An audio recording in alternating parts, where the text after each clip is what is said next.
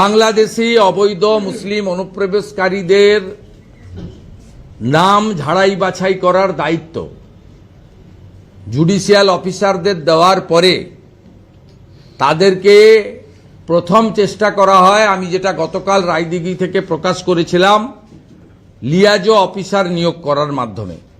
Liaison officer তো নিয়োগ করার কোনো প্রভিশন নেই, সেক্ষেত্রে দ্বিতীয় পন্থা নিয়েছে জামাতিরা।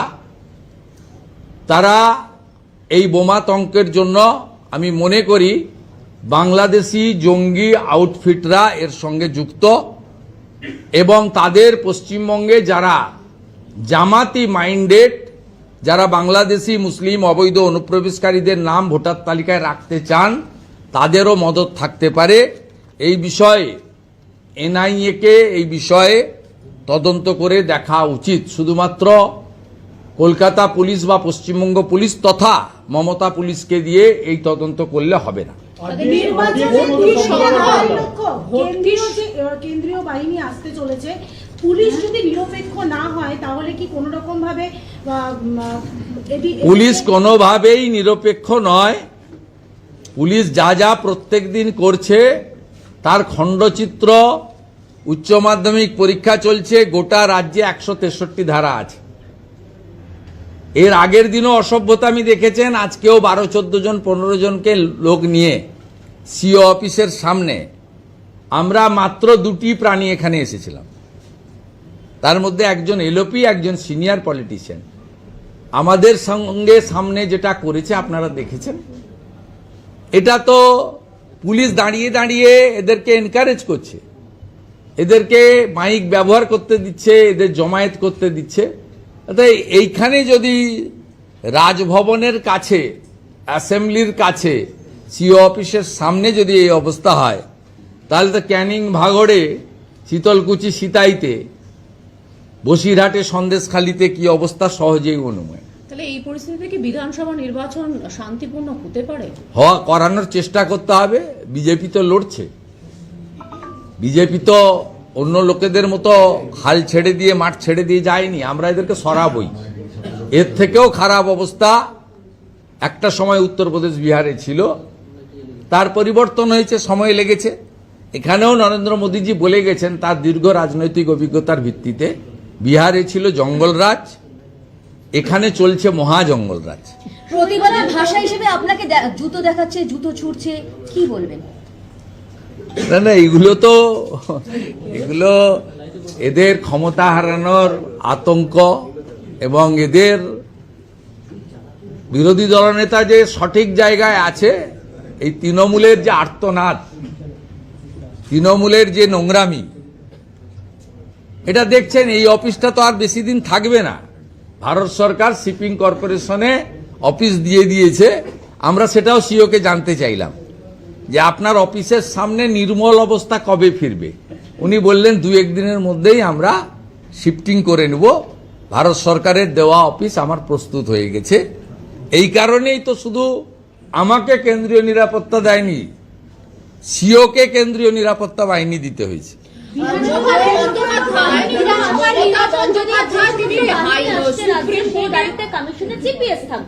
আপনার কি মনে হয় এইভাবে বাহিনীকে দিয়ে সুষ্ঠু ভোট করানো? না, এক্ষুনি বলা যাবে না। জিপিএস থাকলে কি আছে, গাড়িটা কোথায় আছে? আপনাকে বলি, কোন প্লেস অফ অকারেন্স যেখানে ঘটবে সেখানে যাওয়ার 3টে রাস্তা আছে। 5 মিনিটে যাওয়া যায়, 30 মিনিটে যাওয়া যায়, 90 মিনিটে যাওয়া যায়।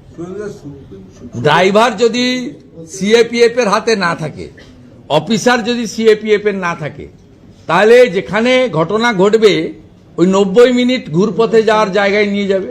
তাতে জিপিএস এর সঙ্গে সম্পর্ক কি? জিপিএস এ কিছু হবে না। গাড়ির ড্রাইভারটা নিরপেক্ষ হতে হবে, আর ওই বাহিনীর যে লিড করবেন সেই গাড়িতে কোনো এসআই বা এএসআই কে তোলা যাবে না মমতা পুলিশের, তাহলেই সবকিছু ঠিকঠাক হবে। কিন্তু এবারে ছাড়ার কোনো সিন নেই। আমরা এইসব কারোর উপর নির্ভর করে করব না। এই নির্বাচন রাষ্ট্রবাদী সনাতন সংস্কৃতিতে বিশ্বাস করা বাঙালি হিন্দুদের এবং আদিবাসীদের কার্যত শেষ নির্বাচন। আমরা নিজেরাও এবার লড়ে আমরা যা করার করব এবং যা হওয়ার হবে। কোনো জায়গায় 1 ইঞ্চি ফাঁক ফোকর রাখা হবে না। বিধানসভা নির্বাচন যদি 1, 2 বা 3 পর্বে হয় তাহলে কি সেটা বিজেপির পক্ষে অ্যাডভান্টেজ হতে পারে? যদি বলছেন কেন, আগে নির্ঘণ্ট প্রকাশক মন্তব্য করব। মুখ্যমন্ত্রী সুপ্রিম কোর্টে নিজে চলে গেলেন, মুখ্যমন্ত্রী নিজে সুপ্রিম কোর্টে চলে গেলেন, তারপর এসআইআর নিয়ে একাধিকভাবে বিভিন্ন দাবি প্রকাশ করছেন। এতে তো কি আলটিমেটলি জটিলতা বাড়ছে এবং সাধারণ মানুষের ভোগান্তি বাড়লো? জটিলতার দায় মুখ্যমন্ত্রী। আজকে বিতর্কিত বা সন্দেহজনক ভোটারদের বাদ দিয়ে চূড়ান্ত ভোটার তালিকা 28 তারিখ বেরোবে। এই চূড়ান্ত ভোটার তালিকা হয়তো আরো 5 দিন সময় দিয়ে ইলেকশন কমিশনই বের করত, সব নিষ্পত্তি করে। যাদের নাম 28 তারিখের তালিকায় থাকবে না তার জন্য দায়ী মমতা ব্যানার্জি। কান খুলে শুনে রাখুন, কারণ এটাই চূড়ান্ত ভোটার তালিকা। সাপ্লিমেন্টারি তালিকা তখনই চূড়ান্ত হবে যখন আরপি অ্যাক্ট অনুযায়ী তথ্য কাগজপত্র বিতর্কিত বা সন্দেহজনক ভোটাররা স্যাটিসফাইড করতে পারবে। এখানে কোনো ব্যক্তির হাতে, তিনি জুডিশিয়াল থেকেই আসুন আর যেখান থেকে ইলেকশন কমিশনের হোক আর যারই হোক, এখানে পেপারস তথ্য কথা বলবে। এবং এতে আজকে তৃণমূল কংগ্রেস পরপর 2টো রায়তেই সুপ্রিম কোর্টের, এবং তৃণমূল কংগ্রেস খুব সন্তোষ প্রকাশ করেছে। আজকেও তৃণমূল কংগ্রেসের প্রেস নোটে সন্তোষ প্রকাশ করেছে। তাই তৃণমূল কংগ্রেস আশা করব 28 তারিখের পরে বা সাপ্লিমেন্ট তালিকা বেরোনোর পরে বা না বেরোনোর জন্য তখনও সন্তোষ প্রকাশ করে ভোটার তালিকাকে ওয়েলকাম করে ভোটে যাবেন আপনারা। কারণ অন রেকর্ড আপনারা খুশি প্রকাশ করেছেন, যদিও আমরা জানি আপনাদের নিচের তলার কর্মী সমর্থকরা, র্যাঙ্ক এন্ড ফাইলরা, তারা যে হতাশায় ভুগছে, সেই হতাশা কাটানোর জন্য আপনারা এই আর্টিফিশিয়াল আইপ্যাকের তৈরি করে দেওয়া বিবৃতিটা প্রেসে এনেছেন। কিন্তু আজকে শুধু মাইক্রো অবজারভার নয়, শুধু কেন্দ্রীয় বাহিনী নয়, শুধু general police observer, expenditure observer নয়, এই প্রথম ভোটার লিস্টেও উড়িষ্যা এবং ঝাড়খণ্ড থেকে জুডিশিয়াল অফিসার আনতে হচ্ছে। এর ফলে প্রমাণ হয়ে গেছে যে পশ্চিমবঙ্গে এই সামগ্রিকভাবে ভোটার তালিকার মতো একটি অত্যন্ত চলমান প্রক্রিয়া, 8টা এসআইআর হয়েছে, কখনো এই ধরনের অভূতপূর্ণ পরিস্থিতি তৈরি হয়নি এবং কখনো এই ধরনের সুপ্রিম কোর্টের হস্তক্ষেপ বা উড়িষ্যা ঝাড়খণ্ড থেকে জুডিশিয়াল অফিসার আনার ব্যবস্থা বিগত দিনে হয়নি।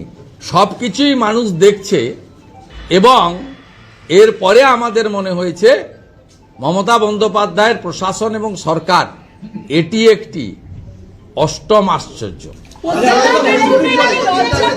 পশ্চিমবঙ্গের জন্য এটা লজ্জার দিক মনে করছেন যে ভিন রাজ্য থেকে অফিসার এনে কাজ করাতে হচ্ছে? পশ্চিমবঙ্গে কিছু আছে নাকি? পশ্চিমবঙ্গে কিছু আছে নাকি?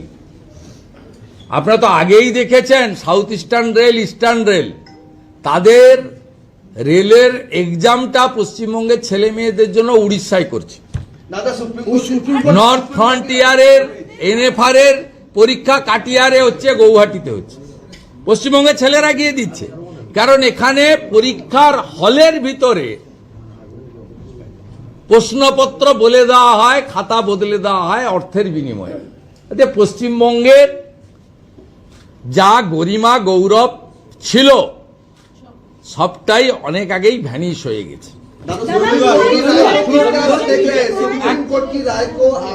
ও বাংলা খতম, শেষ বাংলা।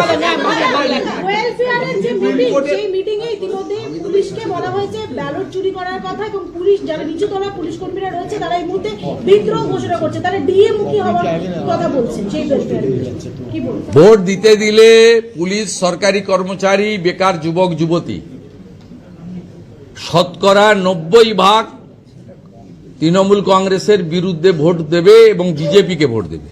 আর শতকরা 10 ভাগও যে ভোট করবে, যারা মূলত মুসলিমরা, একটা অংশ যারা বিজেপিকে মনে করে হিন্দুদের পার্টি, যদিও কেন্দ্রের সরকার বা বিজেপি সবাইকে নিয়ে চলার পক্ষপাতী, রাষ্ট্রবাদের পক্ষে, তারাও বিকল্প হিসেবে অন্য কাউকে হয়তো বেছে নেবে, তৃণমূলকে ভোট দেবে না। তাই তৃণমূল এসব করার চেষ্টা করবে। 21-24-এ যা করেছে এবারে করতে বিজেপি দেবে না।